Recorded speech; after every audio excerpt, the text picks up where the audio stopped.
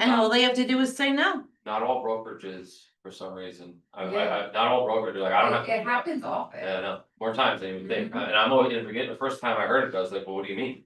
Like, I think that we have to do it, right, but not every. But that flood determination says not only if it's in a flood zone, but has it ever been impacted by like a nor'easter? I can't think of the word now. Like Heights isn't in a flood zone.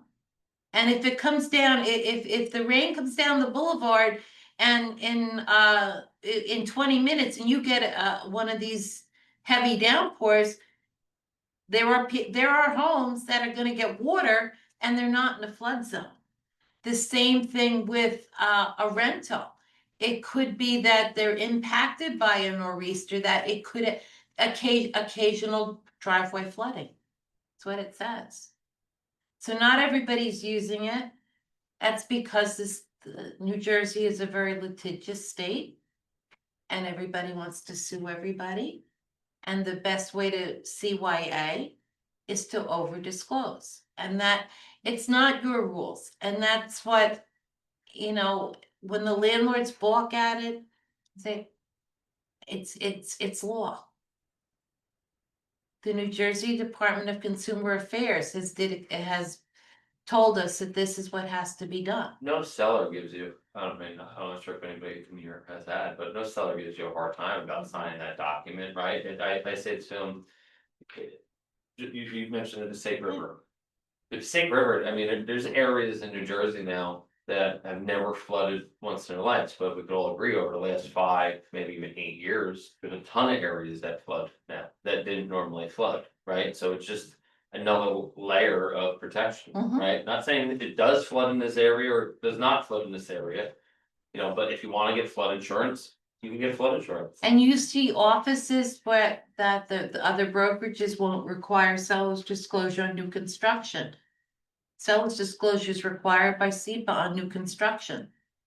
Primarily, obviously, everything in there, appliances and everything, and systems are new and what have you, but there's that flood determination section in the seller's disclosure that the builder's gonna have to answer the questions on.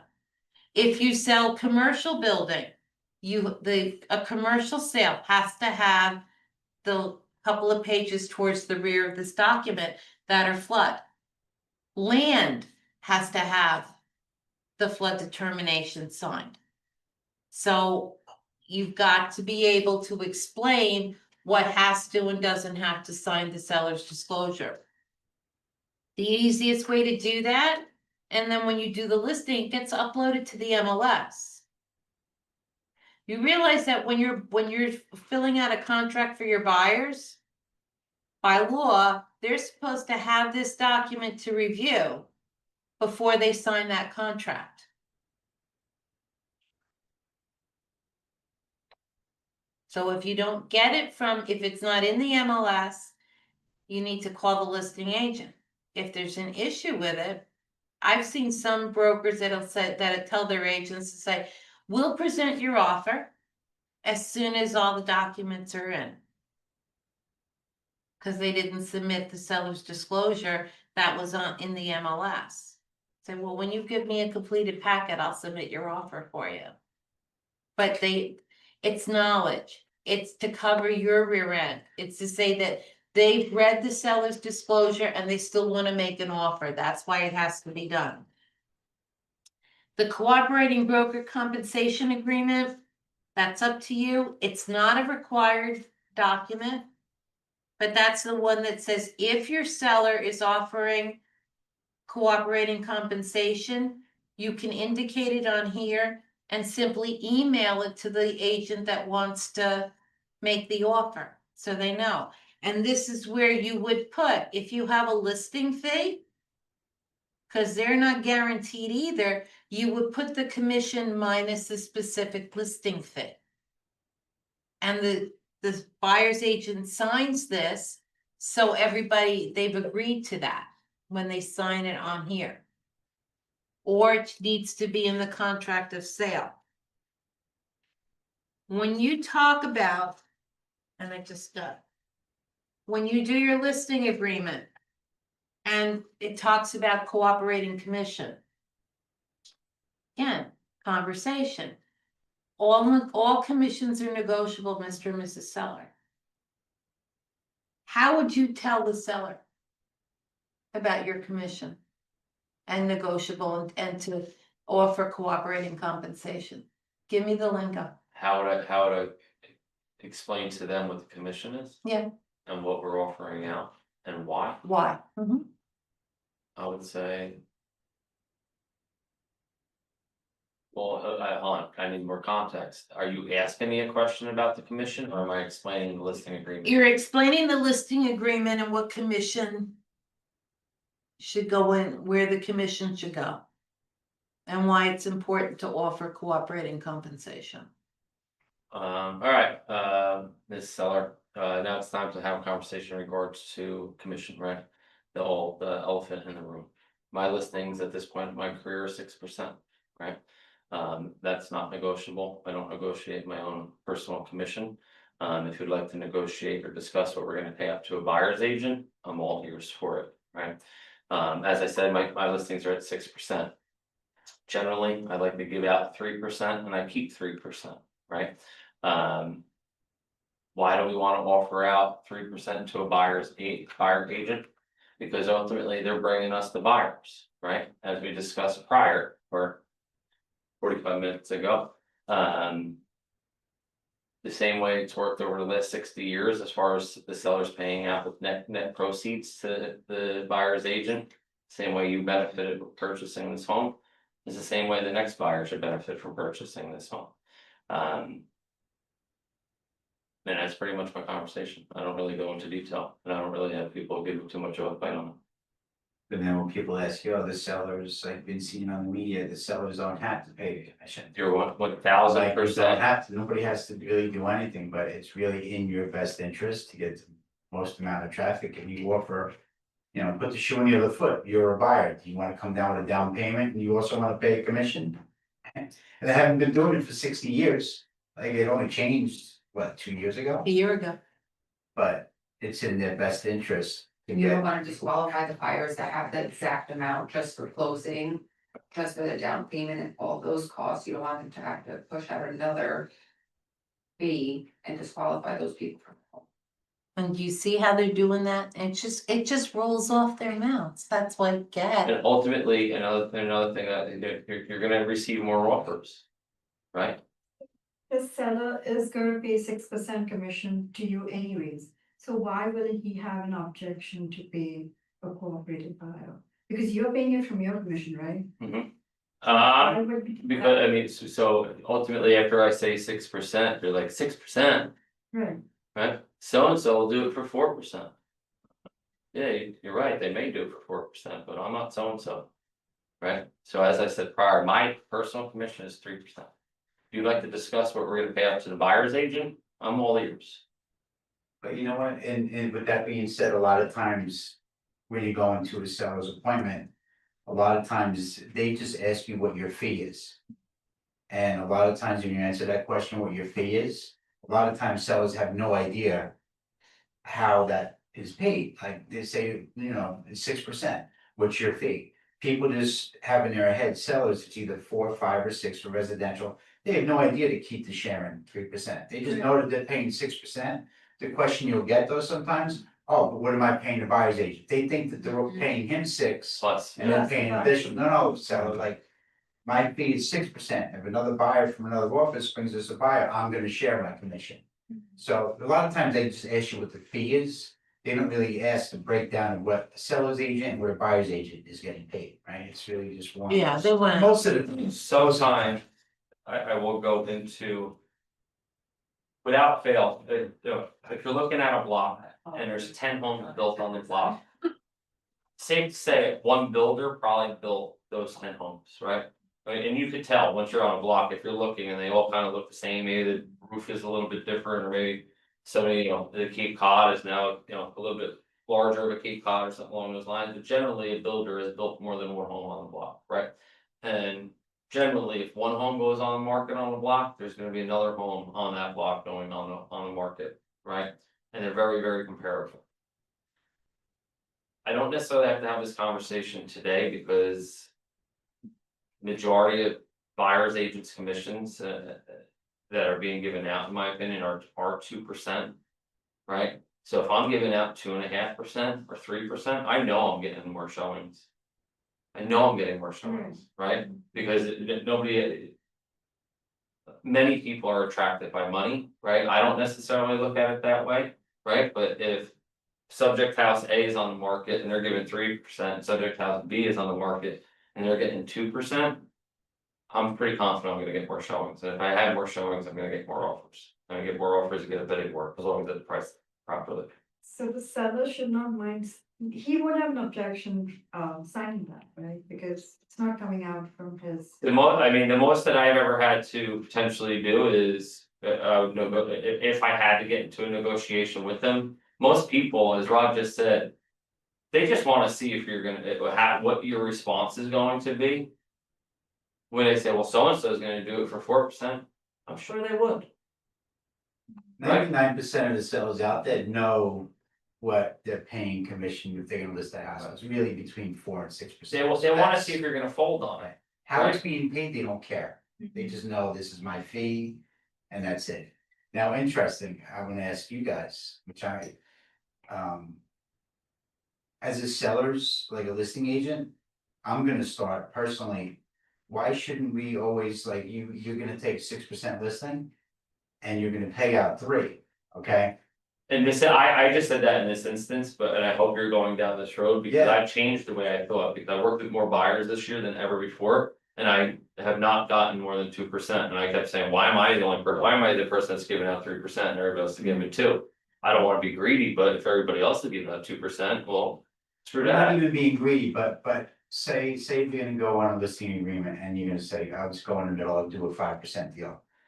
Should you always, as a listing agent, we're always programmed to give out 2.5, right? 2.5, 2.5, but at the end of the day, I'm starting to think now, because people want more for your services, they want drones, they want floor plans, they want. So honestly, you're paying for the photographer, that's part, so in essence, what you're doing, you're basically making less money than a buyer's agent, and you could be doing 2 open houses. You could be doing 25 appointments, all of a sudden a buyer's agent comes. In And month they make 3, more money than and is making Yeah. the same amount, which you're spending money, you're paying for showings, so.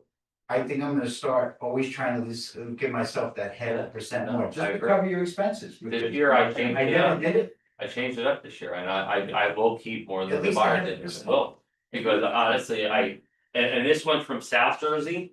From Manahawkin all the way to Sussex County this year, not one time did I, and even some of them, 2.5, 2% minus 250. Oh, yeah. yeah. Hey, what? So we got a listing like a seller that's gonna do, say, I'm just gonna say a minimum 5%, where you got a seller that, listen, I'm not gonna do more than 4. At least tell your seller, listen, could you at least give me a 4.5 listing, because I need to cover my expenses, because I have expenses here. And a buyer's agent does have an expense, so I think us as listing agents now, since it's so micromanaged, the commission, we need to at least make a 0.5% more, because at the end of the day, if you split it, you're making less. I used to love, like, always play everything fair, right? But the longer you do this, the more you realize that, like. The majority of people aren't playing it fair, right? And as you said, I know how much money I this year, for some reason, I don't know why, my cost of sale this year, I really paid attention to it, I spent a lot of money this year on listings, right? Just putting money into the listings to get them to where I need them to be as far as like. Ready to list, let's call it, right? If I'm putting all kinds of money into this listing and we're splitting it down the middle, well, then no, actually, you're making more money than me. Especially when you factor in also time, like you just said, right? If you put time as a layer into it, But now sellers want floor plans, they want. well, that's it, that's what I'm saying, why am I? For the, you're paying 400. And no It's- disrespect to anybody, I do feel that a listing agent should. Earn more money on a transaction than a buyer's agent, I'm sorry, I do, buyer's agent, I mean, granted, and this is the.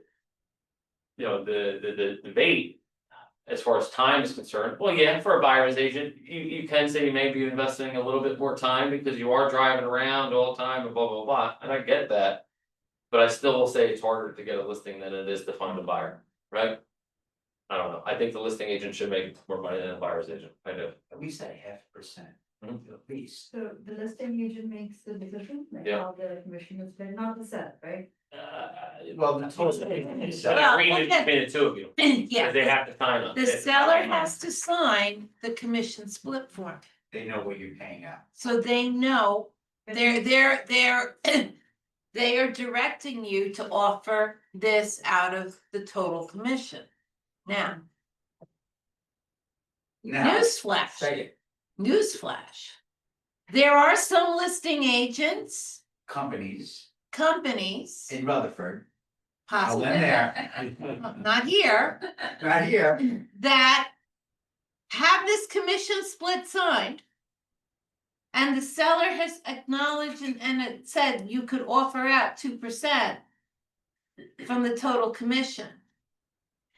And the buyer's agent calls up the office and says, hi, I showed my clients, your listing on 123 Main, and they are, I want to show my clients your listing on 123 Main. I'd like to know, is there any, is the seller compensating the buyer's agent? And the response is, just submit your offer. That's a I no-no. know, you get that more times than not, though. That Right. is if, when this came up at the board office, and one of the last classes when they were there with the ethics, it's unethical. The seller has told you, has signed this and told you to pay out X. So what would your response be back? Because I hear that, Oh, because most of the time you're gonna fill in 2%, so if they're giving the buyer's agent any more. when you're gonna they're do they're that, taking right? money out of your pocket, right? But anytime I hear that, I instantly say, alright, I know they're giving out more than 2% because why aren't you just disclosing that to me, right? But so what would your response back be to a listing agent that says, well, just write it into the offer, because there are people out there. And even bigger than New Jersey is Jared James comes to mind right now, anybody follows him on social media. He just had a reels on this last week or the week prior saying that buyer's agents shouldn't be calling listing agents and asking them if they're offering out a buyer agent commission, you should just write it into the deal. I also heard a coach within BCP doing that, advising that same thing, and I strongly disagree with that. Because if you submit an offer and you're putting in 3%, right, because that's what you have on your buyer agency agreement. You're getting put into pile B, you're not getting another opportunity to resubmit that offer. They're not gonna call you back up and say, hey, I like your offer, but I don't like the 3%. They're just gonna move on to the next one, right? So what would your response be? I would ask them, I would ask the listing agent, would you The please, buyer agency. would you please complete, Cooperating. Form 148A cooperating broker compensation agreement. right, if they're offering buyer's agents compensation, what did they sign in your listing Alright, paperwork? well, here's another layer. Well, technically you are not privy to see their listing agreement and their listing paperwork. Same as a listing agent cannot require you to show your exclusive buyer agency agreement. So you can get this from them, and I know what you're gonna say. What's to say that they don't put 0 down here? No, some agents say that their brokerages don't require that. So you know what, send over your offer asking for 3%. And see what they say, okay, you don't have to pay, it's only gonna compensating, so you know what? I'm gonna send you over my offer, and on the last page of your offer, I'm gonna request 3%. The attorney at the board office told us that the listing agents that are saying, not disclosing that the seller has directed them to offer out commission, they're creating malpractice. How we ever take that to arbitration and all, you'd have to get your hands on the settlement agreement to see what the shift in the compensation is.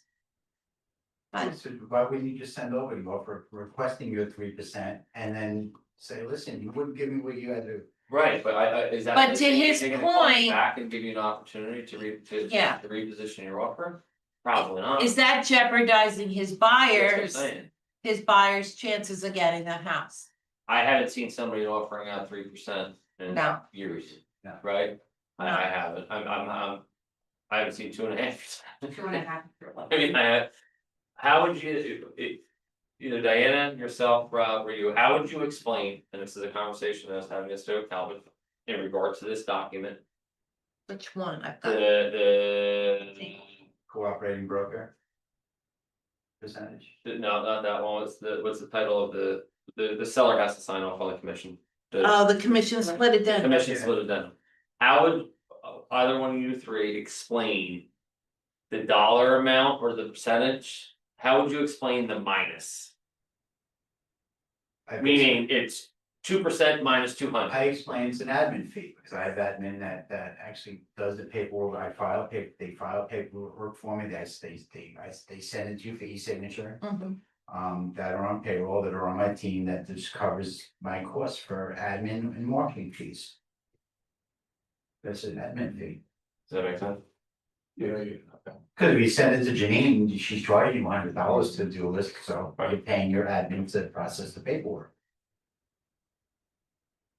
So I see. Yeah, we have, there are agents that are, we see 3, we see 350, I've seen 5s. 5? Yes. And then we saw 5. And it was from somebody up by the Ridgewood office. Sally's very particular And about that, and she gives us a hard time. About Yeah. That might, she doesn't believe that it should be anything more. Dan and I call it the listing agent's piggy bank. And I debate her on it to a certain extent, because when you spend a lot of money on your listings. And you could. No, I didn't have my back. People for 6 months, they finally list the house, you've been there for 7 hours, you've Right. been talking about it, you go tell them how to stage, you got them a painter. You did this, like, I already spent some time on this, it's my admin, and I'm doing the Yeah. paperwork. I'm making appointments for the photographer, I already spent 7 hours on this deal, so. Cause Najar will say to you that, the agents that have upped it like closer to 5. And I've never seen. and That's the- a range. And they'll say, well, that's because of this, and, well, you know what? But your drone photography and your this and your that, those are all writable expenses that you're writing off at the end of the day on your income tax, because it was the cost of doing business. But, they got a letter. Cause the agent was in Sally's office. They got a letter stating that, they're not gonna, I forget the terminology in it, but it wasn't good, it was at a 500. Is that number just like a? To a certain extent, like a made up number, like where? It is a made up number, it's not defined, it's not covered under New Jersey real estate law. It was, the way it got started back in the day, it was your fee to put the listing in the MLS. Admin fee. It started like at $40. Then it went to 75. Oh my God, we were screaming when it went to 100. Then it went to 120. It's like, let's make a deal. And it's now just flown off the chart. And unless that number is signed off on the broker to broker compensation, or it's written in the contract of sale where it says the percent minus, it hasn't been agreed upon. That is an agreeable, that's a negotiable amount. I have some agents in this office that will argue with me about it, and we've had some raucous arguments about it. You can't demand, all commissions are negotiable. You can't demand another agent to pay your drone fee. But how is it negotiable when the seller signed off on it? It's not you mean the minus? Yeah.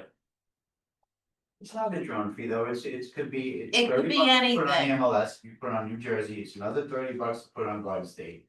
So they want it on all these MLSs, then you're paying Janine $100 to put it on your command e-signature. Right. So you went to it now, say $200, so it's an admin fee. You Right. got people on staff that are working for you that are processing your listing. But how can that be renegotiated? After the seller signed off on it and said, no, I'm okay with giving the buyer's agent. 2.5 minus. Because all commissions are negotiable and they can negotiate So that. that would mean that document isn't binding then, Well, right? So that means that in Negotiable. reality. It's like, I'll put this offer in, but I'm not gonna pay the admin fee.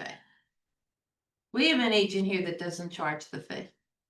I mean, if I'm taking a listing at 5% and I'm keeping 3 of them, well, I'm not taking minus. I mean, you already got the minus and you're. I just still do, because I'm so used to it, we've been doing it since day one. Right. Right, This is so you one of just the do eight. minus, and is it ever a problem? Rarely, really, I haven't gotten a question on it, it's an admin fee. And you won't get questions on it as long as it's disclosed up front. Yeah. The couple of times that I've had to get in the middle of the weeds is where it appears on the commission statement 2 days before closing. And the buyer's agent says, I didn't know that, I'm not paying that. And, Weigert doesn't allow it. And it was a Weigert agent that was on the other side of the deal, so is. If it's on the broker to broker, if it's in the contract to sale, it's okay. You know what you have find happening is when you have a listing and somebody's submitting an offer on your listing. They take it upon themselves to submit the offer, and where it says commission, they put 3%, that they automatically just put whatever they want, so you always have to kind of. Double check what offers you're getting on the contract and see, okay, what they put in the commission. So you just have to reply right away, received your offer, just right away, it's 2.5 minus 300 or 2% minus 300, like it right off the bat, as long as you can tell them right away, as soon as you get it, you're good. So what would be the conversation you have with a seller? Where they filled out a seller's disclosure form. To the best of their knowledge. They had an offer on property. Something major came up in home inspection. That for somehow the seller was not aware of. What do you do? And the deal dies, the deal's dead, buyers don't want the house, they're backing out. What do you do? Now, did they answer the question in the seller's disclosure, or was? They answered the question in the seller's disclosure. That they answered no. Oh. Cause legitimately, they didn't know about it. But now what do you, is in your listing's going back on the market? What do you have to do with the You have to seller? disclose that? Making their one, Yeah. the change, I guess. Right, you have to have it. You have to have the conversation with the seller.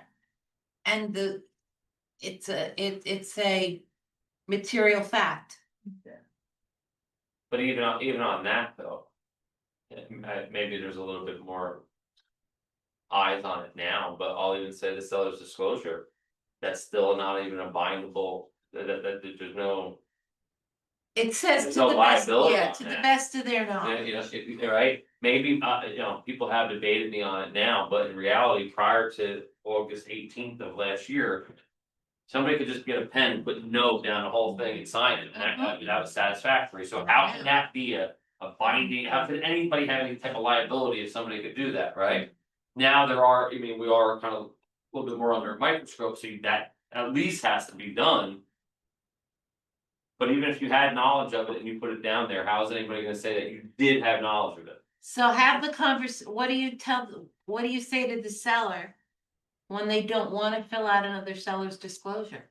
It's the law, you have to, and I just tell people, listen, I just gave a lady one this morning, the lady was in the office, I said, here. This is your seller's disclosure, and I just want to try to make it very clear, I told her 3 times. If you don't know the answer of any of the questions, either leave it blank, don't answer it, put unknown, but if you do not know the answer. Leave it blank, and if you're unsure and it comes to a point where there's an electrical issue, Federal Pacific box, like. Don't answer it, like, don't know, so try to make it very clear with the seller from day one, and look over the seller's disclosure, when you get it, look it over, say, listen, you don't have an oil tank, you don't have Federal Pacific. So you can almost alleviate that, hopefully, from I had one last year, Palmieri, so Cindy had no idea she had an oil tank. She had an oil tank right on her front steps. The deal went through, but she put on the seller's disclosure, it was a problem, like now she had to remove it, and then she was really upset she had to remove it, which makes me think, Cindy, you knew it. Right. You know, so it happens, is that more of a legal issue? But I mean, I try to nip it in the bud with the seller's disclosure beforehand, like, listen, we don't know the answer, don't answer it. But if anything happens in the course of a listing.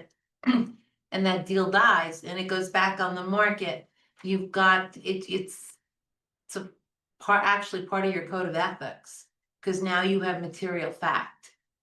And sometimes the sellers don't understand that, so you've gotta have the conversation that, but we know it. It's a material fact. And we have to disclose it. And you put the shoe on the other foot, tell the seller, listen, if you were the buyer, Mhm. would you like the surprise? What would you do if you had the surprise? Always put the shoe on the other foot, and people would be like, yeah, you're right. So, conversation. Buyer had an FHA mortgage. On your listing. Home inspection and the FHA inspection was pretty bad. Buyer walks. What's the conversation with the seller? What's the conversation with the seller? Mhm.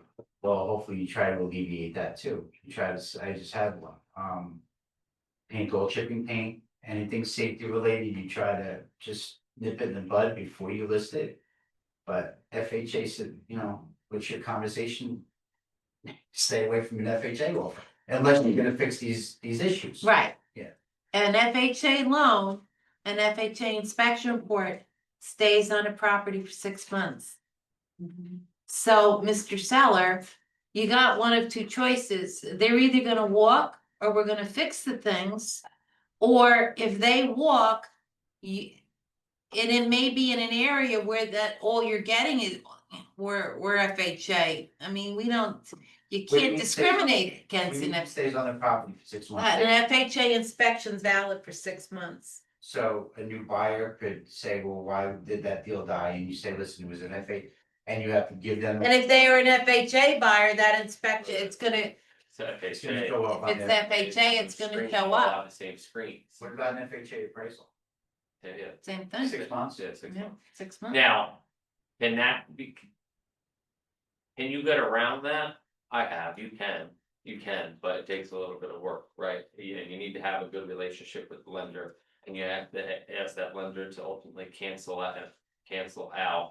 I don't know how they do it on the back end, but you have to ask the lender to cancel out that file or something along those lines. The reason I know this is because I had a listing a couple of years ago and the seller didn't tell me that she attempted to refinance a few months prior. And when I did the refinance, it was appraised and it was an FHA or whatever the case may be. So that when now it comes time for me to list a home and accept an offer, and we accepted an offer. Buyer's agent called me up, was like, Keith, did you know that there was an appraisal on this at such and such dollar amount? And I'm like, no. And an offer I accepted was like $70,000 higher than the number that he was telling me. I'm like, I have no idea what you're talking about. What are you talking about? And it's like, did you? And they could use that appraisal as their appraisal now? If it was an FHA. Mhm. Yeah, if it was an FHA, but again. There's always ways to get around things, it just takes a little bit of extra effort, but if you're just in a strict. FHA type of thing, right? And somebody submits an offer, you accept that offer, and it's an FHA offer, and then that deal falls apart. Well, unless you're. Satisfied with that number, if you go on and accept another FHA offer for offer number 2, you don't need to do an appraisal because that appraisal is still there. Do we have any volunteers on somebody who wants to role play and I'll be the buyer or the seller and somebody explain the documents then? No volunteers? No, wow, really? Not one? Can you explain it to me? I'll be the. If you were here at 1 o'clock, I would do it. It was a Davis class, I had to be there. That's right. Right. No volunteers, no volunteers, okay. Everybody's shy, Keith, not this house will finish you. Well, I'm a little boy, I didn't start speaking until I was like 15, so I was very quiet, very observant person and I just watched. And now at this point, I laugh that my whole professional career has been funded by me talking, right? I wish my kids could. Does anybody have any questions about the documents, about the lingo? Okay, I got a question. So when it came to the addendum and it was what, 3% minus 100 or whatever, that was for the MLS, right? But now some people are putting it as 500 minus 500, you're saying? Do they need proof? Like, does the buyer, what if the buyer asks, like, where are you getting this number from? You're gonna show But if receipts? you're concerned now, just like you were concerned yesterday. As the listing agent. You're running the show. The buyer agent is lucky that I'm giving that buyer's agent commission.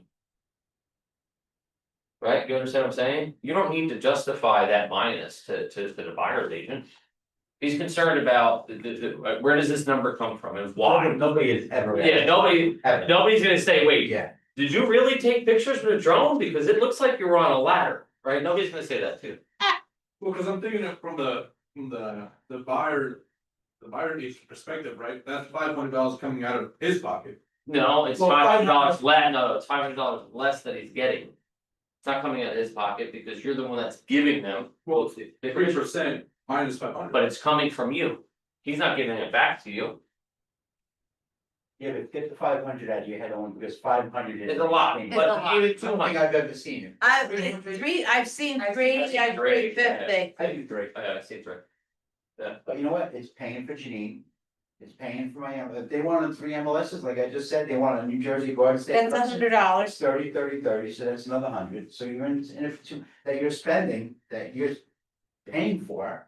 So it's justified. But it's not like he's not giving you, they're not, or he or she isn't losing money. Right? You're not giving them money, then they're giving it back No. to you. You took the listing at 5%. Right? That's what you took the listing at. That's what you negotiated with the seller. Mhm. Right? The second part of the negotiation is, okay. I'm taking 3%, I'm giving them 2%. You're still kind of controlling the conversation, right? In the beginning, I said you have to control the conversation. You cannot let the seller or the buyer control the conversation. You're the professional. You have to have your hands on it. Right? And be firm in what you're saying. So, alright, we're gonna give it, if it's at 5%, do I think you should do a minus? No, but let's just say we're giving it 2.5 and 2.5. And it was just straight 2.5 and 2.5, and it cost you $300 for the professional pictures.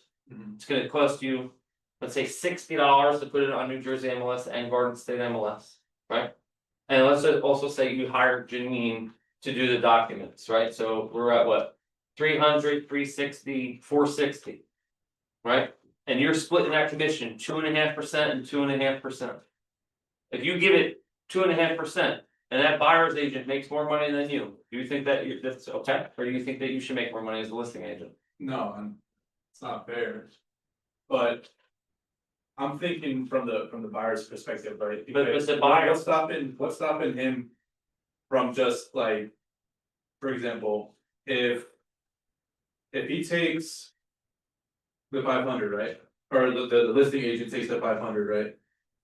For that amount, how is the buyer gonna be sure that he's just not gonna put that 500 in his pocket? You know what I mean? Yeah, but why is Yeah, it? no, the title company cuts those checks, you will not ever touch them.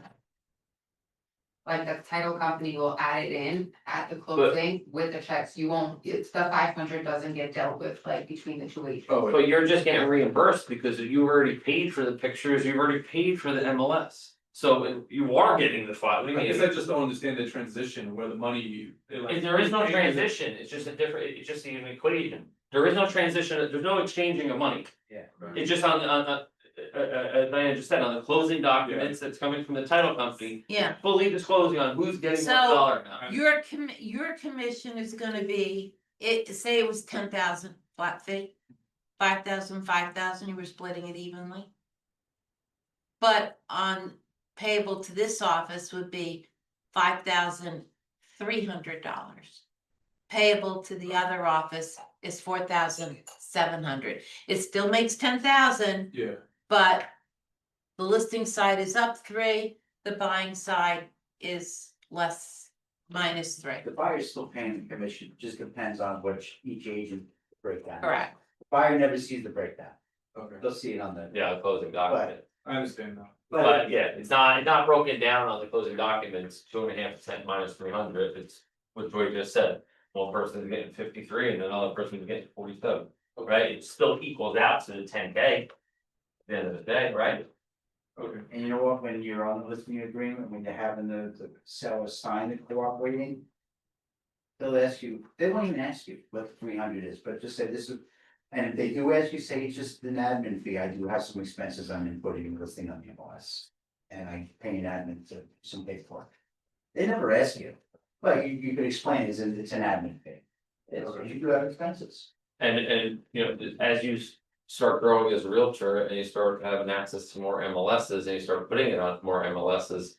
That number adds up. Well, I Right? was just gonna say, It's the more experience you get, your number might soon be 500. Yeah, it adds up. Yeah. So with the listing paperwork.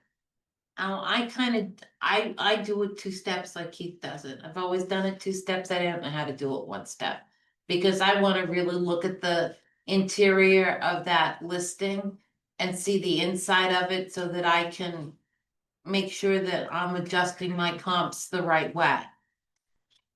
That doesn't mean you don't go over and say you do your listing appointment, you come to a meeting of the mind, they're gonna give you the listing. You can go over the listing documents, you have them with you. You go over the listing documents when you're on the appointment and say, okay, and they could do one of 2 things. They can sign them right there if both parties are there.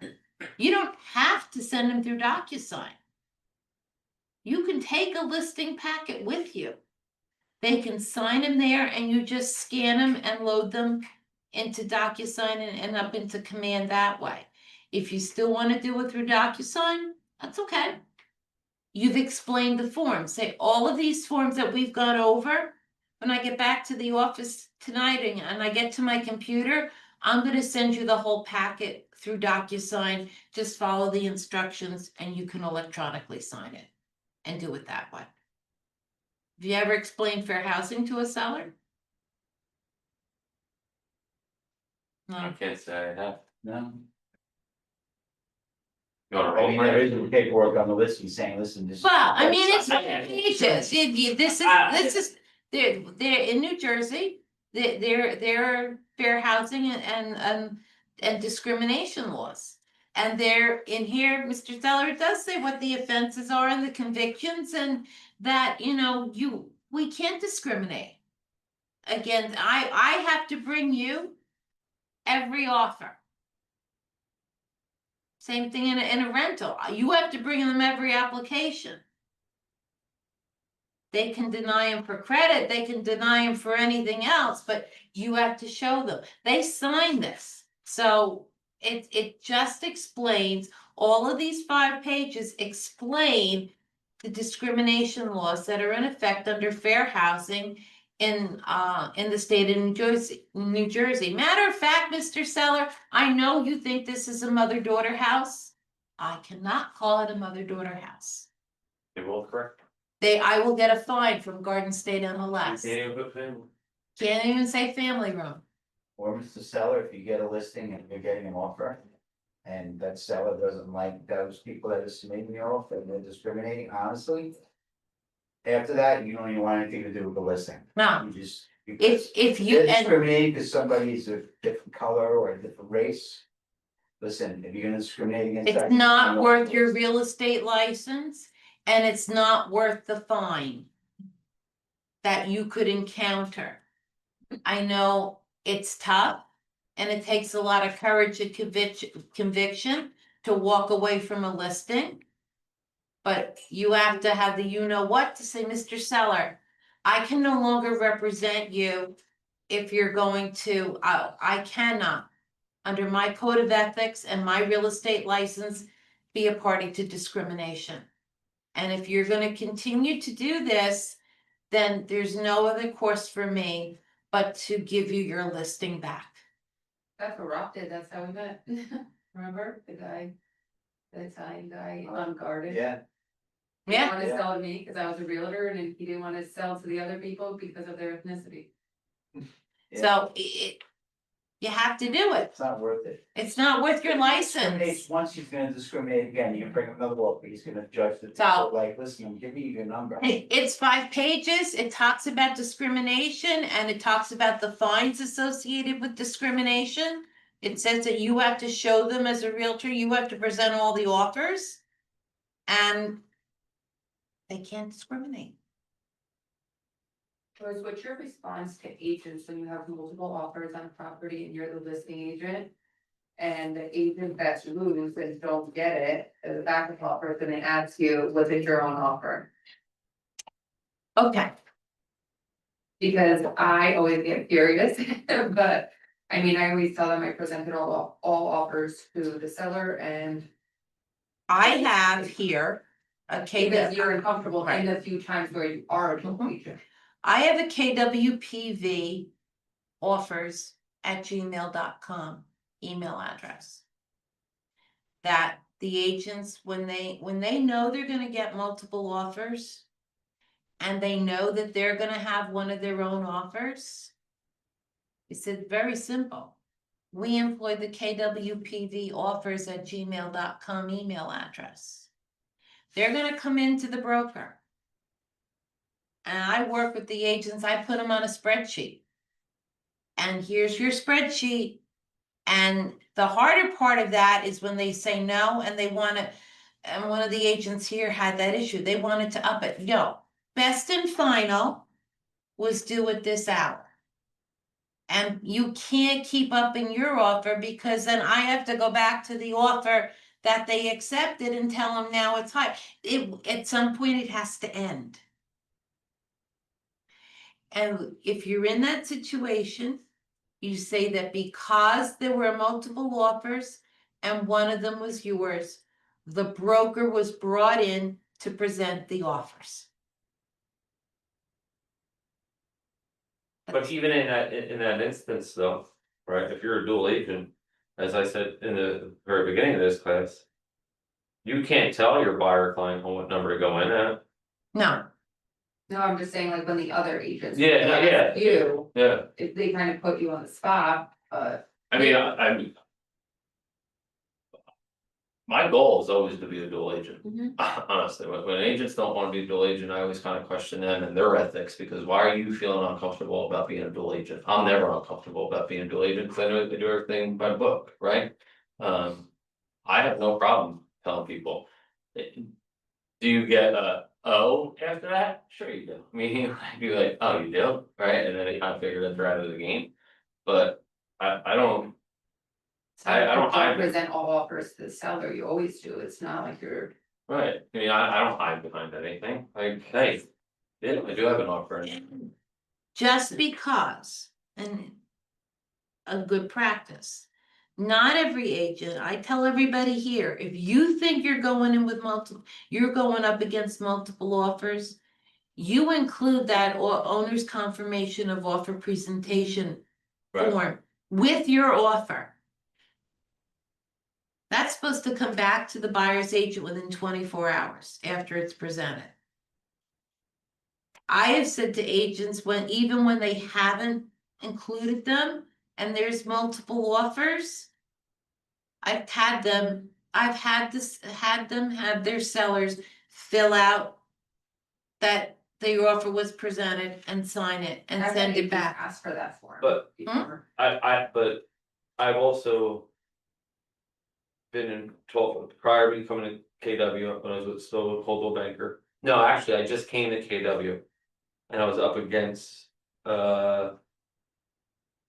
submitting an offer on Michelle Kolsky's listing. And I knew for a fact, I knew it, that she didn't show my offer. There was no way that she had a stronger offer than mine. You alright? What's that? Is that you alright? Michelle Kolsky is with Coldwell Banker Oh. in Alpine, I think it is. And she wouldn't send me back that the document, right? So I got Sally involved, and had Sally call up their broker. Mhm. And they refused to sign it, and they said that that was not there was no obligation or liability that they had to sign that document. Is that true or false? Because I've heard both things. It clearly states on that And if form. somebody doesn't wanna sign it, then there's your answer, they're not presenting your offer, right? But they said they refused to sign it, Yeah, no, and I was just kinda dead in the water, like, alright, well, What- now. When it closed, was she the dual agent? Yeah, of course. it's it's a form called offer present, it's in the buyer packages, it's on the, in our, in the drives. And it's basically a form that says that, and the seller signed that your offer was presented. The seller sign. So Is that. he required to sign for every offer? He doesn't have to. I tell agents, if you're making an offer and you know it's a multiple offer situation, because obviously when the listing agent says to you, highest and best by 5 o'clock on Thursday, you know you're up against more than one offer. Mm. And when you're told highest and best is due at a specific time, you better be submitting that offer with that offer presentation. Now, can anybody sign it? Yeah, I guess it could. If you're gonna, listen, not every real estate agent is up and up. We know that. Not in Keller Williams, not in our offices, but we know there's some snakes in the grass out there. But at least it's there. I had to chew out Fernando Semio a week ago. Because Tracy Waters had a listing, ARIP and Dabbled in the same day, which number one, you're not supposed to do, I don't know how she got around the MLS. And she wouldn't allow Agnes to present an offer, and actually, according to your code of ethics, offers can be presented up until the time of closing. Doesn't say the seller has to accept it, but all offers have to be presented. But once it goes under contract, don't you, I would Always never speak up. submit it under contract, but somebody really desperate could. some people do, but don't you have to work through the attorney in that? You have to go through the attorney, but you have to present it. And say, well, all right, I'll give it to the attorney. I'm not saying what the seller's gonna do, but my guess is they're gonna stay with what they have, unless it was a blow them out of the water, a suitcase full of $1 million in one. But even in that instance, I mean, I guess you can technically kill any deal if you're really persistent and wanna get around it, but. If you're submitting an offer when it's under contract, I mean. They can't just kill the deal because your offer is a better number. No, it has to be for other, and no attorney's gonna do that, To go do it all over again, no. to go through it all over again. Not many agents are gonna show a property that's showing on the contract No. unless they're desperate. So if we know that property is under contract, should we present our offers or we should not waste time? If it's under contract, I mean, I wouldn't even invest my time in showing the property, to be honest with you. Right. No, maybe. Unless you have a conversation with the listing agent and say, hey. How confident are you in this deal that it's gonna cross the finish line? Right, if you see something that's been under contract for 6.5, 7.5, 8.5 weeks. Right, and you notice that the closing date just keeps getting pushed back, something's going on with that offer, right? Possibility that thing might be falling apart, in that instance. Maybe. But the. Agents need to get comfortable with getting other agents on the telephone, right? The other agent is gonna give you well, not necessarily every one of them. But whether it's creating a relationship with that agent, right? As far as the buyer agent side is concerned, right? I call them up for the showings, even if it's scheduled for showing time, right? I wanna know who this person, if I don't know who they are, I wanna know who they are, I wanna know who I'm potentially working with, I'm gonna do homework on that person, honestly, I'm gonna see what. Contacts that we have, mutual contacts, right? I'm gonna follow back up with that person after the showing, just to give some feedback, right? Feedback is as a listing agent. I appreciate when a buyer's agent calls me up and gives me feedback, they let me know how that showing went, good, bad, or indifferent, right? Again, it's just another layer of creating a relationship. This business is about relationships. And that's the truth, it's not so much what you know, it's who you know, right? If you have a reputation in this industry that you're difficult to work with. you're gonna have difficulty getting offers accepted, right? I don't have to mention names, but there are agents in this industry that are known to be difficult to work with. There's inspectors, right? I know listing agents that tell buyer agents, you are not allowed to use this person as an inspector because they're known as deal killers, right? I've said to him, I said to a lot of people, you wanna be known as the agent that everybody wants to work with. Right?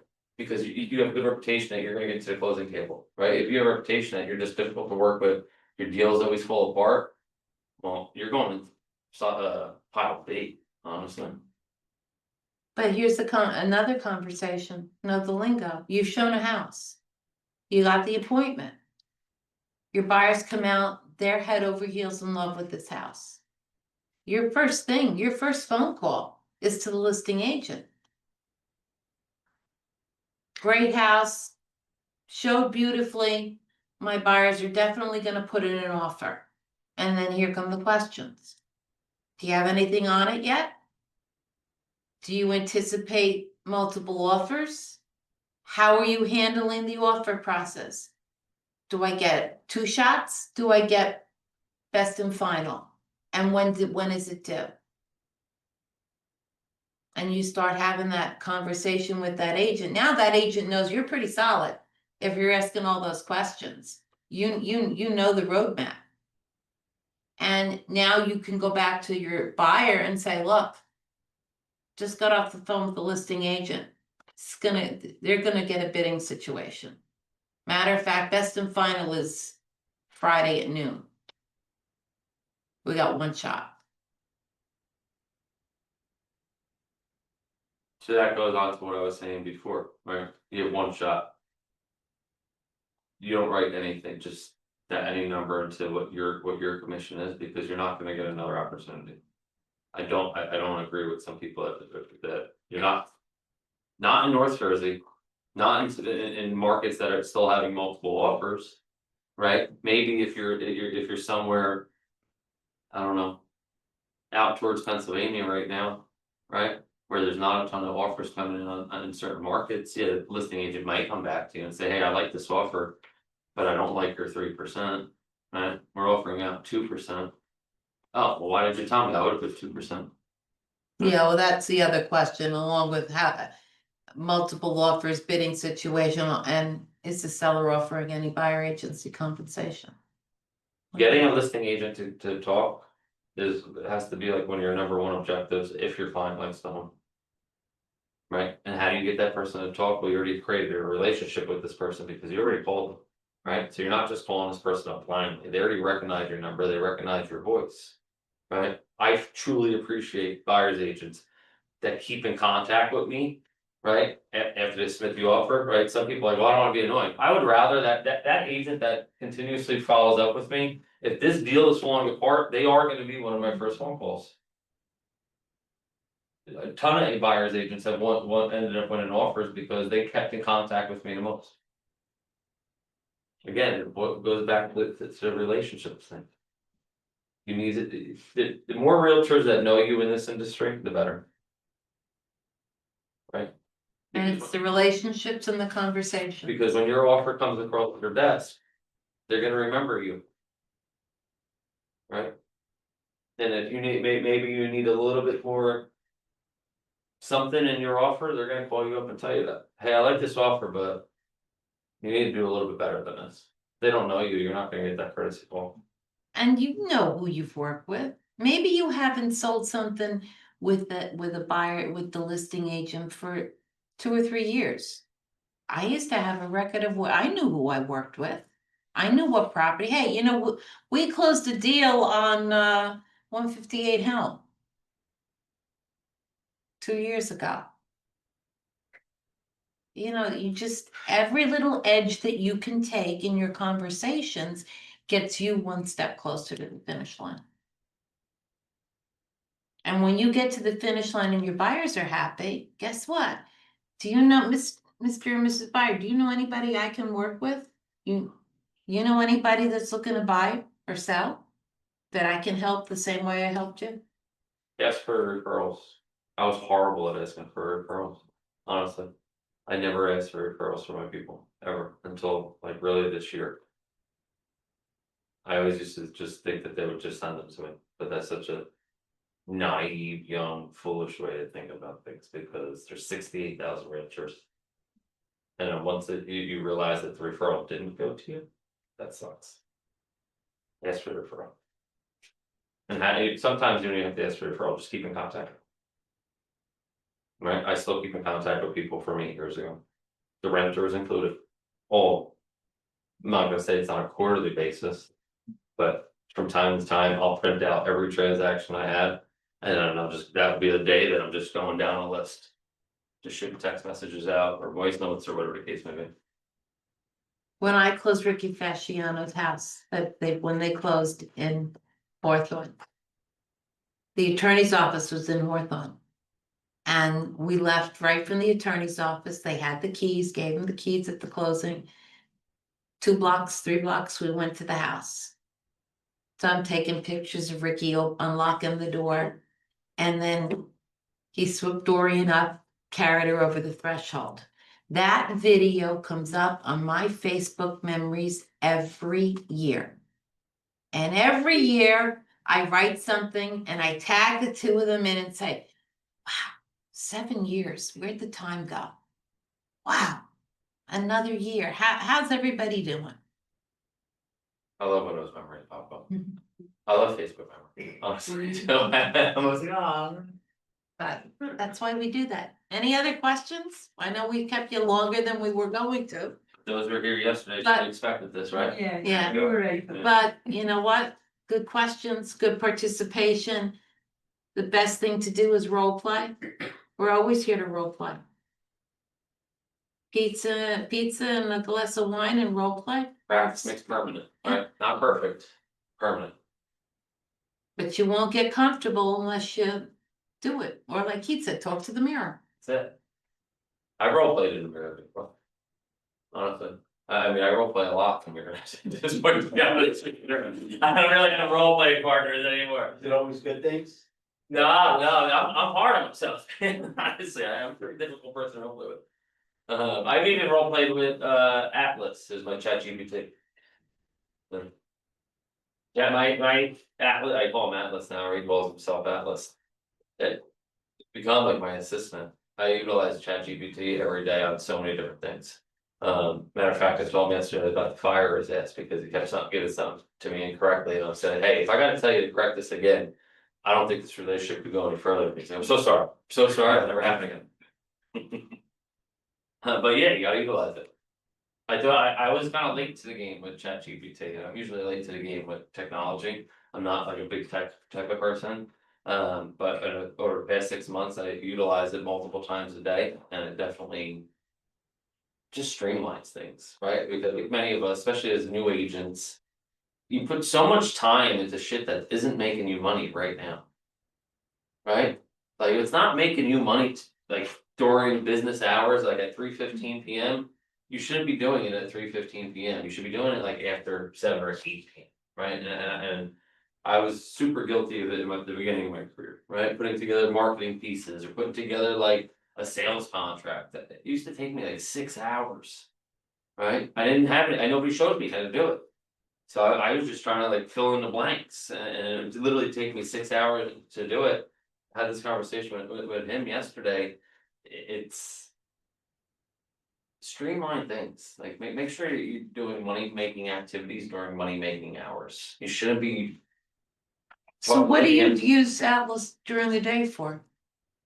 On Mondays, he helps me with a motivational thing to try on Monday mornings. He helped me with information yesterday in regards to the economic model. He helps me with all my MLS descriptions. He helps me with bouncing ideas off of him with the coaching platform. I've been brainstorming it, putting together a real estate panel, like an unfiltered raw real estate panel. That I think I'm gonna launch in January or February. The panel. When I go to these panels or these talks, everybody always just talks about their wins and their production and their egos, and like that's like the fastest way not to impress me. I can't stand like when I go to those things and everybody's just like ego filled.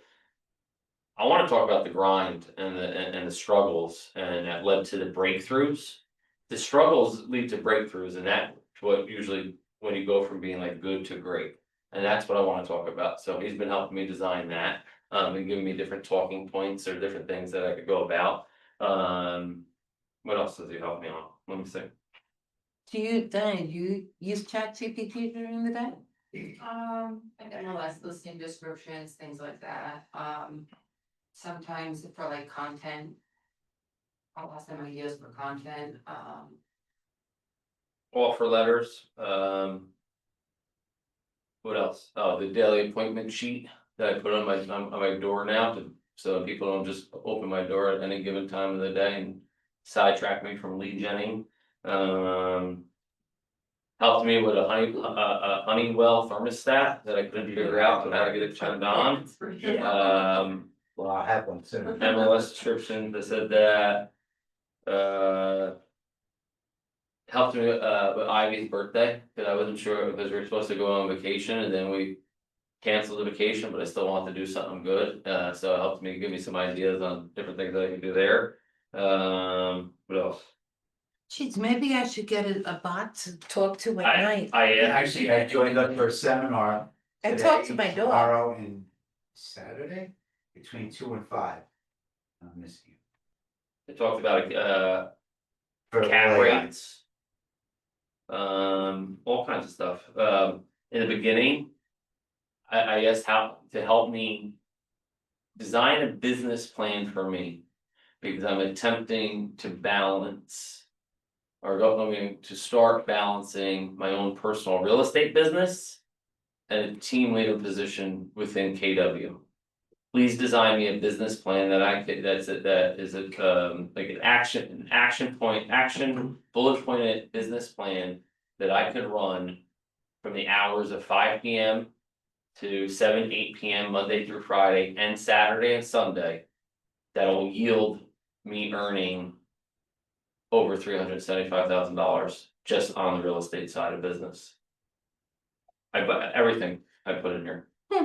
And then I took it a step further, I uploaded my disc. My personality assessment, Yeah, so then the business plan was literally geared towards me on how I work.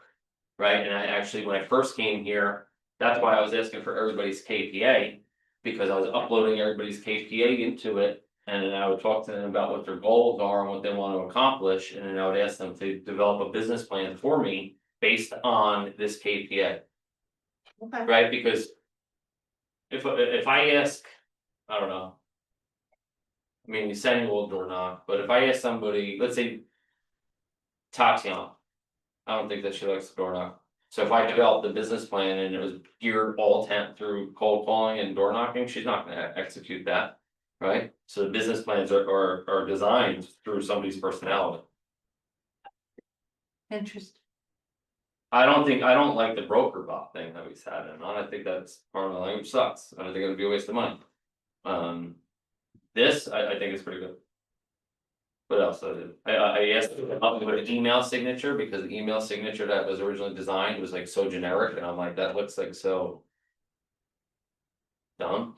This needs something up there. I've used ChatGPT to edit, I've written my speech when I would have to give something for the Elks. And then I would upload it and ask it to do it in this kind of a tone, and sometimes it's What better. chat, what do you use, the free chat GPT or use an I AI? started with the free one. And then I upgraded to like The the $20 5.0 or whatever it is. Which is chat GPT or is it Gemini or? No, it's ChatGPT. So how the relationship first started with this was. I'm part of a mastermind, and in the mastermind, we were talking about like online presence and your online image. And what do you think your online image is? So I downloaded this and I gave it my name and said, based on what you could gather from about me through social media and the internet. What would you determine my online presence is, and what is my reach, right? So after it sped out whatever it sped out, I then gave it prompts on how I wanted him or it to communicate with me moving forward. So I gave it like 30+ prompts, right? When you're answering back or I'm asking you questions, I want you to think like. A mega agent that is you know, super professional on the MREA and whatever other prompts I could email them to you. And you instantly start seeing the difference on the information it's kicking back to you. In the beginning, it was just very generic, right? Now it communicates like me, like it motivates me or talks to me like I talk to people. And honestly, like it tells me before, like, go crush that meeting, like, let's fucking go, right? Part of my language, but that's how it's communicating with me, because I now communicate with it on a regular basis, you know, so just like. Just like we always say, you know, we teach our clients on how to treat us. The same thing. You ultimately are just, you're teaching it on how to treat you or how to communicate with you. Maybe we need a class on that. I mean, I'm not the one to teach it, I mean, I have no problem giving people my, like, what I've done, but I'm not finding being the professional one. But, I mean, Louis Estrella, yeah, Louis Estrella. Yeah, Has we've anybody had- been to any of his AI classes? Yeah. No, he. I mean, he's on another level of Yeah. AI, like, I don't even think he thinks, I think AI just thinks for him at this point, Yeah, like, he. I do too. He knows every AI that there is, like, only reason I know Gemini is because I see it in the corner, I have no idea what that He had is. a class today, but I think he canceled it. He was sick. Oh, Sure. at your place? No, No. Template. Oh, But if he's he's had- having another class, go check He's out good. that class, he's really, He's good. really good. I mean, I got a lot of the prompts, a couple years ago. I was at some seminar that he was at, and then he emailed everybody the prompts, so that's where I actually ended up having the Yeah, prompts. but the key to it is training and knowing the prompts and telling it what you want, and that's where I haven't mastered that yet, Yeah. so I'm still dealing with the generic bot, but. So what I'll do, I'll look it up on my thing, and I'll just put the prompts into, or with WhatsApp. that. Mhm. Right, and just start with there, honestly, I'm not a big, I don't wanna say I was scared of AI. But to a certain extent, I was scared of AI, I wasn't educated on AI, and I also. Once you start looking into AI and the amount of shit that AI actually does, it's kind of alarming on how much stuff, like how advanced it actually is, right? But then I had to kind of like take a step back and have a conversation and say, well, either you embrace it or you get left behind. Right, and in this industry, and everything's constantly changing, right, so the ones who embrace things and move and grow with it. I have to say they get further ahead, right, opposed to the ones being reluctant about it, right? The people who embrace the buyer agency agreement, right? What did we do? We just embraced it and kept moving. There's somebody in this office that's still having a hard time explaining the buyer agency agreement, that's a super seasoned agent. Why? Right? You've been in this industry longer than me, how are you having a hard time with this, right? That doesn't make sense. You But- still taught us the best thing, Joyce, about buyer agency agreement, and it makes so much sense when you ask, alright, I'll be quick, cause. Joyce said one of her buyer's agency agreement classes. Basically the buyer's agency, it's been in play for 20 years, right? So. On one side of it, you're going on a listing agreement, you're gonna go take a listing and you're signing a listing agreement for 6 months, this, Mr. Seller. This is what I'm gonna do, this is. Why shouldn't you do the same thing for a buyer? I'm gonna work for you, here, sign it. And when you ask people that, when you're at an appointment.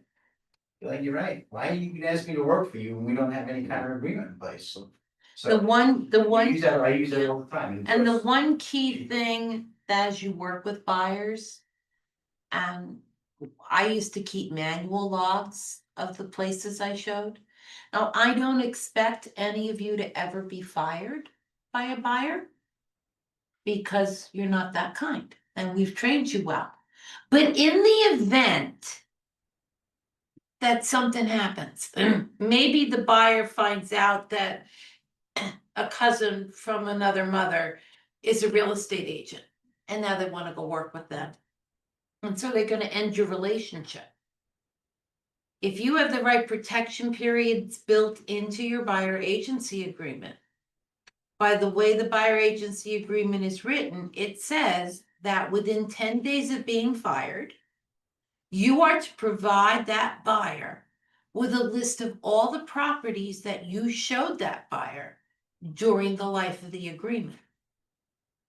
Because Mr. Buyer, you saw that property with me, and if you go and buy the property with Joe Smith, your long lost cousin from another mother, I'm still entitled to my commission. Very close. It's in there. You're protected. But it's only in there and you're protected if you do your part and keep the log of the homes. How do you do that? You make notes in command. We used to do it, we used to have a 3-ring little binder and we used to write every listing we saw or the address. When you're done with an appointment for the day, and you're doing a recap, all you do is put the notes for that buyer client in there, what addresses you showed. And then if you ever needed to prove, to give a buyer the addresses, all you gotta do is get those notes printed. Here you go. If you really wanted one of those houses, you may, and you wanna go with the other agent, well, I'm still doing my commission. But you gotta do your part to keep your paperwork up.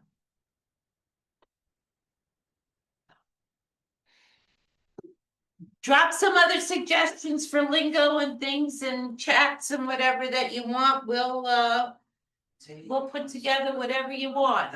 Good. Here. Thanks, everybody. Thank you.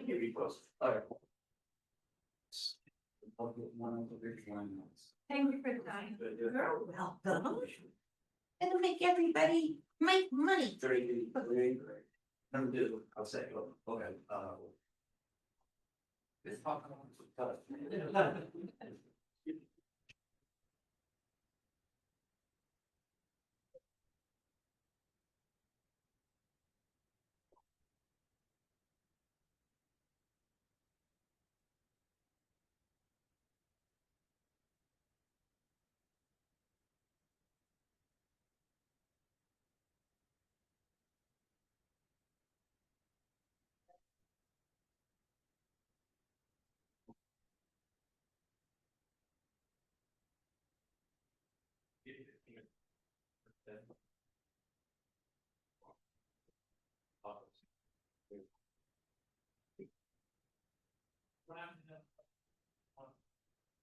What?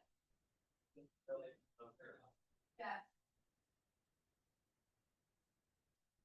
That's weird. I'll be. One for the show.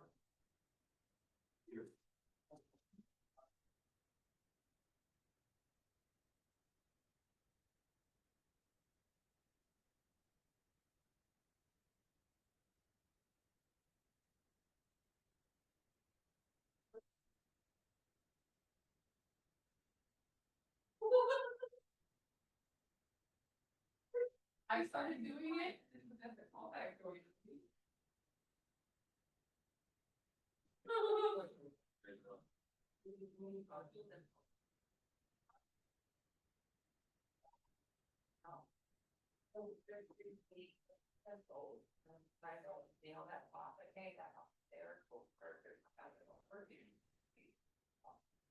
Real estate, but it's great. We were like, it does. Or you do that, to get kind of verbally abusive. That's what I do, it's like, no, the listeners, we're on the list, yeah, my Robert. Like, yeah. But yeah, it was great. Before you leave, I asked you another question for a video. What's your favorite Thanksgiving tradition? It could be when you were little, it could be now, it could be food or what you want to do, anything.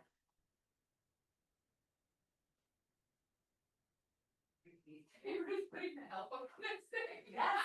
Oh, that's funny. Yes, do that. Yes.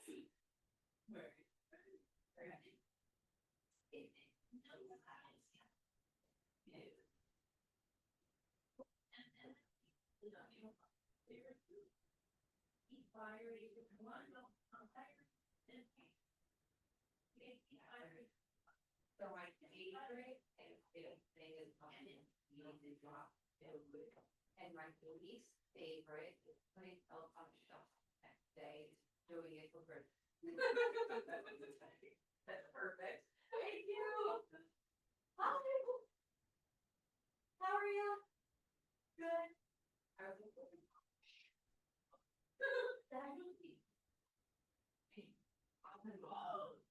This is what I'm doing. And you know what? It's because it was damn internet. And that everyone, I'm doing the channel. He's saying, well, this is what you're doing. Why would you waste a pound of flour throwing it around your kitchen just like that to make stuffing? Wasteful, it's kind of like I moved out. I rearranged this stuff that is the track is back around saying I got stuff in here like everybody just like sprinkles on it. And it was it, so it looks like it's raining sprinkles. That's like wait, I mean, I lost it. One thing that does he the oh wait, huh? Do you know what my So,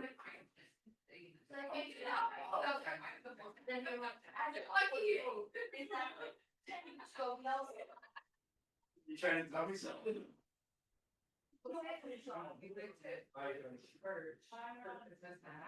Yeah, and the priest went to meet and that bill. My dad's husband, there was a long answer in the this pocket. There's no financial.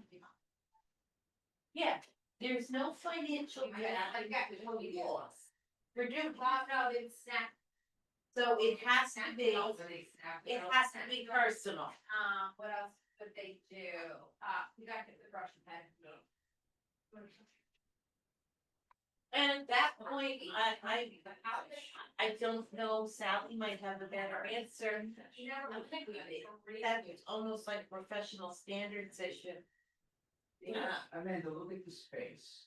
Who cares? Please. Yeah, my big mouth, I try to. I would support it.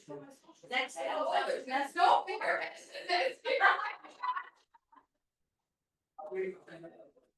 I could have that and Randy could say that, well, you got a choice, you either get this thing, or when this closes, if you don't do the right thing. But it's like, I'm totally feeling like if my man is looking at me, all of a sudden, he.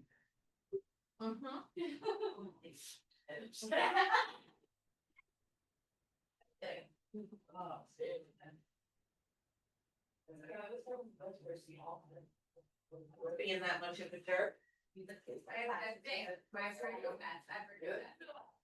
My husband's like that, like, end of the day, like, for the states. I had a picture of my one's here, I was close. Let me see the size patch, I measured it and I. Well, listen. And I went. Yeah, and because you want, and you gotta fight, because, very. Heavily in their voice. My friend,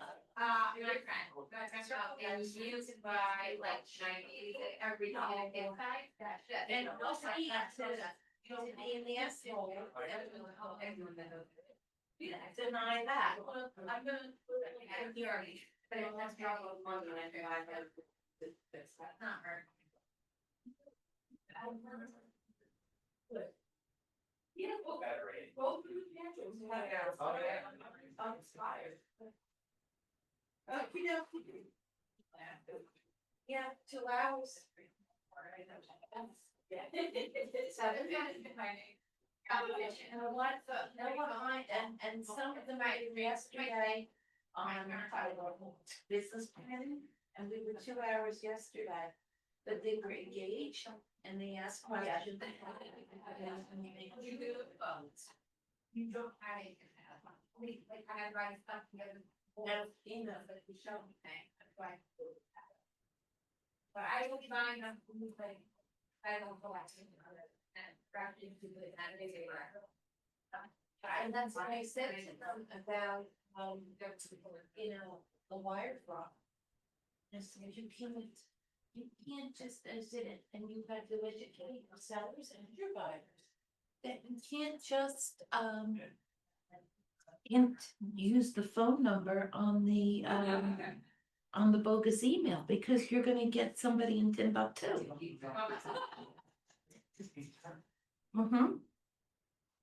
So, no, it was really. Oh.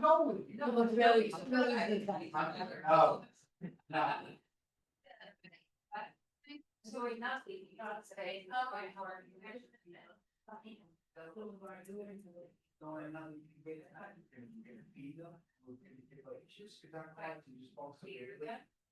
And today they have 7 new alternates in, so all their. So you cater like their more. Well, no, you did sit there. They're getting off.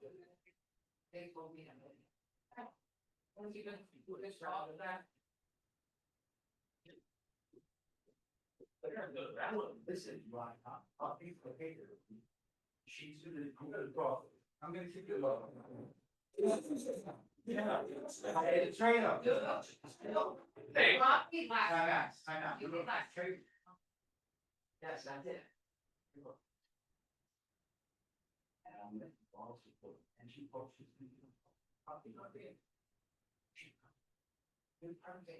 He wants to talk. We're going to. My mom seriously. Yeah, we're going to 7:50. Are you cards? See my. Usually tell them like, listen, there's so many realtors, everyone knows everybody, this is what I want to do, I have to hire you, but it's not the meeting. And I give them like 1 or 2 stories that they're telling me about and. You can't keep it at that. I stay in my lane, I don't do that. Who wants to come over? Oh, they bring it together. Don't have a whole report. Why need to sort of find out?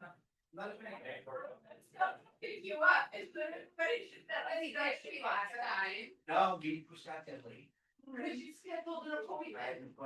Oh, there you go, I'm like, where did she go? Yeah, right, I think, okay.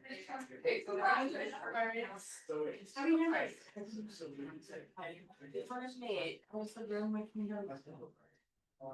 Let me find, trying to see if conference room is open. It's going into his own machine down. The dog, so it's all in the end of it. So, yeah.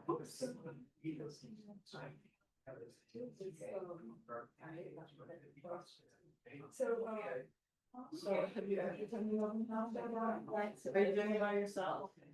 So I'm here, Nancy kind of asked me to here. Okay. So what, is it something else with this to be, You have to have that out in 2 different places when you do an open house. So, I'm gonna say. You have access, are you on the WhatsApp chat from the on there this morning, they posted a link to the. Board is here. Oh, My card is over here. Let me forward to you. he's good. Yeah, once you're done with this, however it is. I'm just getting water, that's all, hold on. Where do you wanna sit?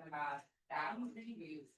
And I actually got the most So right. you need to watch the open house video, Like, they don't. the open house certification class, But it just has because to be. there's more than just showing up. And that was the year. Agnes. Being that you are doing it with Agnes, I'm sure she'll help you a little bit, but. well, she's not even gonna be around, so I'm here. What? I'm gonna be the one. Oh, I thought you said join with Agnes. Oh, as in like it's her, so when Agnes come in. And Agnes didn't ask you if you have ever done it. Every kind of feature. I know you've never done an open house, so she's sending you to an open house. Yeah, alright, are you down here or no? No, I can continue with it. Well, stay here. What are you trying to do? Are you gonna get that? No,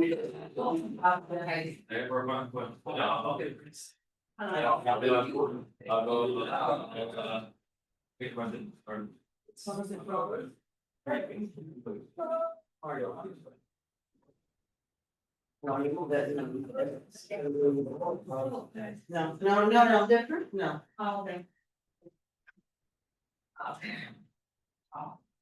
That's how they were. There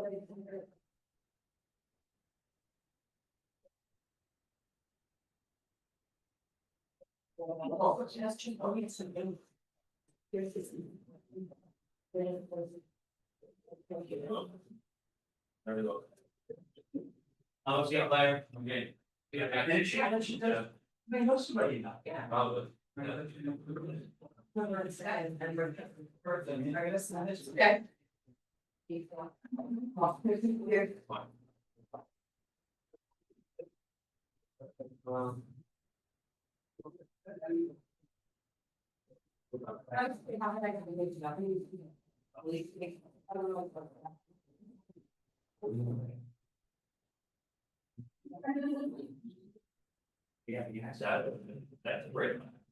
Yeah, that's great. It's not a special.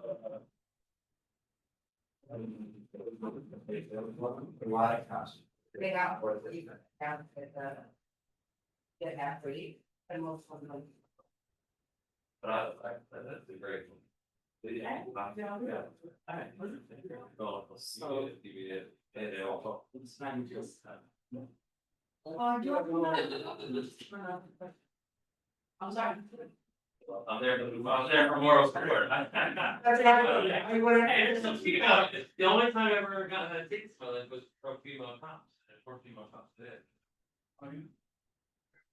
Did you notice a lot of female cops? I didn't see one at Northbury. Like tonight, there would be girl cops. I don't know, I've never done Nutley before. Oh, This is the first time you're doing Nutley, cause you didn't know it.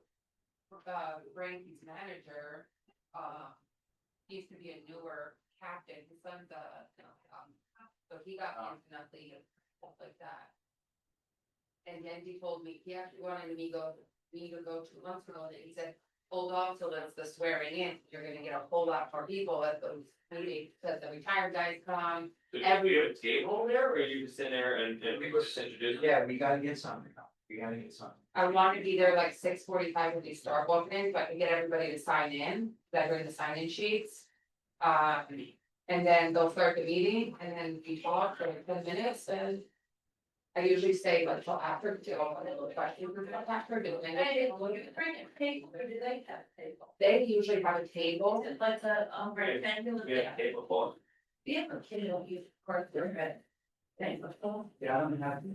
Yeah, we don't have. The big tent and stuff for outside, but we should get like a display. Yeah. We can hold it. That's the list, we have the. I didn't even try it. I sent her a separate email myself saying, please sign this fucking document in a nicer way. I asked it in this way, yesterday and. It was signed yesterday. Yeah. And I Said didn't she'll come when realize she it. comes home 4 o'clock. How many times have I sent it? And then you still, that's been over a month. Yeah. And then I have 2 more, 95 Fulton and 74 Pennington. Christina. And I forget her, I'm gonna get Christina, I think it's all Christina. Oh, Christina, France. I've been emailing them, one of them was 95 Fulton, was like, oh, they're not really great, but I go with them, even later on, I'll do that, that's. And they open up, they won't sign them, and I keep telling them, please let them know what the support we can go more. And as soon as they're signed, I just. Hey, did he fill some out, and I went. I'm sorry, here it is. Cause when I talked, I was driving in this morning, like, oh wait, I had to check this, so you should. I didn't even, Tuesday. It said, sign it, there's a reason we're emailing you. We just. So you know what it was though, too, is that if I would have realized they had number, I would be like, you need a contract, and I would have edited and. Oh, yeah. Edited into And put the it in there. envelope, and it's signed at the same time, so they signed the contract, never signing that, Yeah. but I was worried, you know. I just had to cancel reschedule, so I'm gonna make a phone call right now, and then you and I can roll play these up. When, what time? 15 minutes. I wanted to help real quick with this. Let me make this phone call, okay, then I'll. No, it's not filled out, I filled it out. You don't get like the, even like I'm pretty, well, I'm pretty sure that last year, The back room, what? No, I just wanted the table. Now. See, the other thing that we should put out, then those other step in the fields. Oh, wait. It's all right, I can squeeze in. It's never light. Where'd Keith go? He's in there? He's in all the big phone call. Oh, I'm so sorry. Is that it, or is that a bed? These are a bunch of small tablecloths, I think. Well, But what's There you going go. to fill out? there you go. Here. I know you Yeah, should Rob. know how to do this. I know you should know how to do this, but I haven't worked out. I I still. pick a checklist. Put it on fine. Yeah, For a house. yeah. Okay. Yeah. Okay, Sync with DocuSign. and so I forget who was showing me, but they would have my signatures already on the I mean, those are just some. This just goes all over them. Okay. We have a I mean, do they still have a table? Table. Here, take this. Where's our table?